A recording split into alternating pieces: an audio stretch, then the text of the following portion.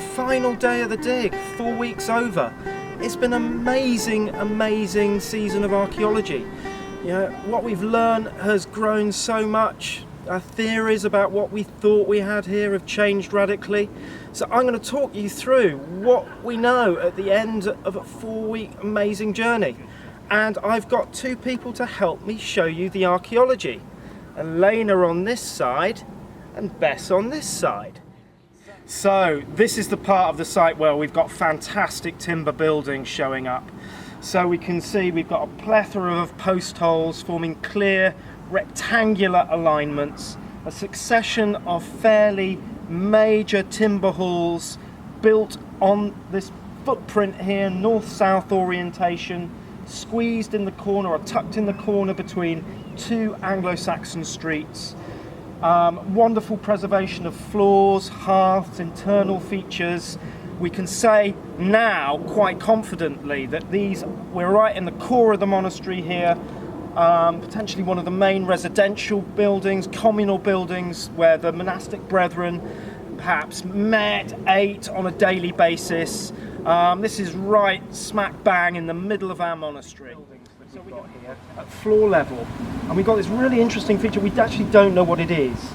We thought it may have been some clay pad for supporting something above, but actually we've dug into it and you can see from the section that it's actually a series of capping layers or slumped layers with dark occupation horizons within.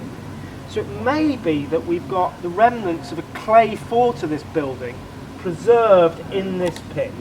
As I said, we don't know what this pit was originally dug for. We've got more work to do on this next season, but it's a really interesting feature and it might provide us with clues as to exactly how this building functioned. What we've also got preserved at floor level is a wonderful hearth within our building. So Aleyna's just going to point that out. Aleyna and Bess, point out the red bits. That's it, that's a hearth. So it's a rectangular in shape and it's right in the middle central axis of the building. It's telling us this was a residential building.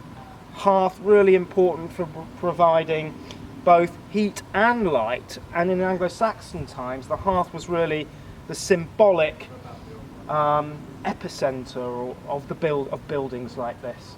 So these are intrinsically important in telling us about the role and function of buildings, but also they're a potential source of dating. So what we'll be doing is submitting samples from this feature for archaeomagnetic dating, which will be able to, if it works, date the last firing of the hearth. So this is a good supplementary source of chronological information. It supplements the radiocarbon dating and the artifact dating that we're going to be doing on site. This is the road. This is the well. We have got down to the water level now, and you can see the preserved wood lining where the wood used to be. So we've got some really significant archaeology that's appeared in the extension trench that we've dug through the northern boundary of the area that we're excavating towards the River Thames, which you can see just beyond. That flood defence bank is just on the inside of the southern bank of the Thames. So what we've got here is potentially really significant, and if it is what we think it is, then it would be incredible. So what we can see immediately in front of us is the foundation, a stone foundation with these big flint nodules set into a foundation, which Aleyna and Bess are pointing out. And then beyond it, we've got this very, very deep, substantial feature that's running almost parallel with our wall foundation. So we've got to about 2 meters deep, but it goes beyond that, below that. We've cored it, and there's actually peat in the bottom. We thought initially that what we had here was the outer enclosure of the monastery, comprising a wall with an outer ditch. That doesn't work, that theory, now we've excavated down into it. What we thought was a ditch or an enclosure ditch now looks like potentially it's a leat that was revetted with wooden which had a wooden revetment either side. It's a theory that remains to be tested, but we think we may have the leat for a watermill.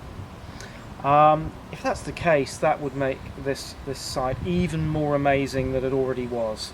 So we know that monasteries in this period they used innovative technology, including watermills. Only 2 other examples have been excavated and published from this period, i.e. the 8th century AD. To actually have a mill here forming part of the settlement and infrastructure that we've got under excavation would be, hugely significant. This leat in itself is really interesting, both for its constructional, what's going on in terms of its construction, but also we had vast quantities of midden material dumped back into it when it went out of use. So a really interesting artefact and cultural assemblages have come from it. But that's going to be a clear target for future seasons to see where the mill may have been located. It's got to be in this direction, because this is leat. The river would have flown in the same direction as the Thames. It's got to be in that direction. It may lie within the area that was available to excavate. It may lie beyond. But it's something that we really want to try and investigate further.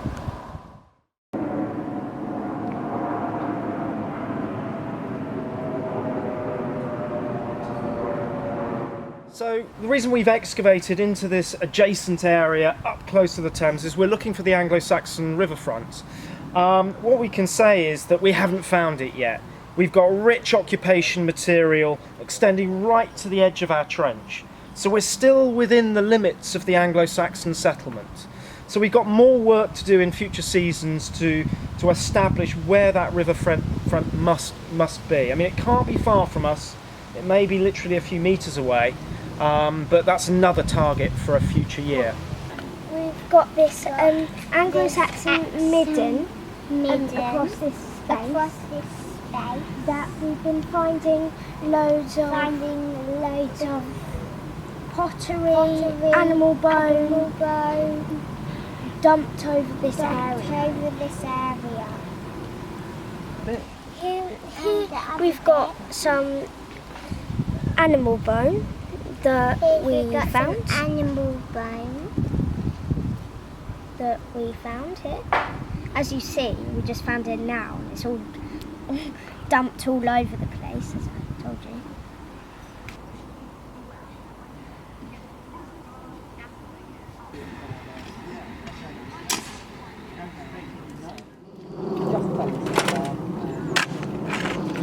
We're in our Anglo-Saxon cemetery trench now, and if you see, there are lots of graves all over the place behind me and around me.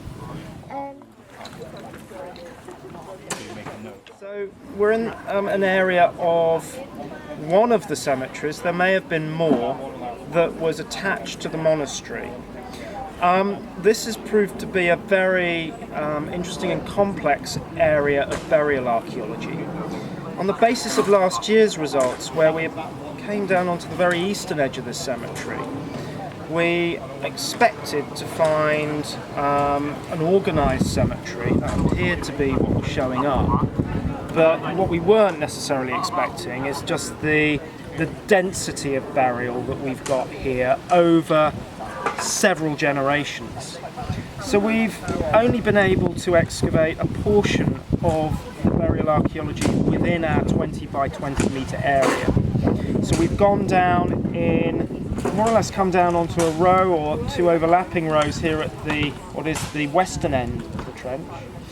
And we've also opened up a couple of neighbouring rows at the eastern side of our trench over there. Here on the western side, what's particularly noticeable is how dense the burial is.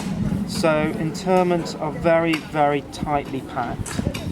And also that level, that density of burial has happened and evolved. That's something we see over successive burial generations.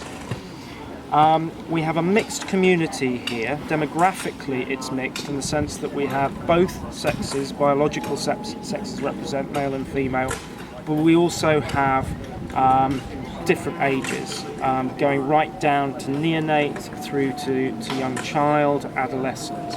So this is a lay cemetery, in other words, that was used and attached to the monastery.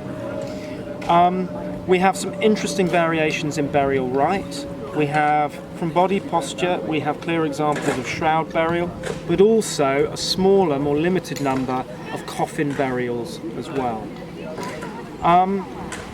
And variations within, other variations with body posture and beyond that. So this is really important, what we're doing here in terms of being able to give us a human-centred perspective on the contemporary population. Lots more analysis needs to be done in the lab to draw out those particular aspects, things like pathology, health. And we'll also be looking for themes that are more pertinent to monastic communities. So we know that one of their functions was to serve these were places of health and recuperation. So we'll be looking closely at any evidence for perhaps medical practices in association with the burials. There's also interesting questions about the status of the individuals buried here, because certainly, you know, the earliest individuals to be buried in monastic landscapes like this tended to be high status. It's not necessarily the case here. One interesting indication in terms of personal identity is one of our individuals was buried with a fingering, an iron fingering. It's incredibly rare to get any kind of grave goods or signs of clothing in burials of this date. So it's very interesting to look at the remains of that individual more closely.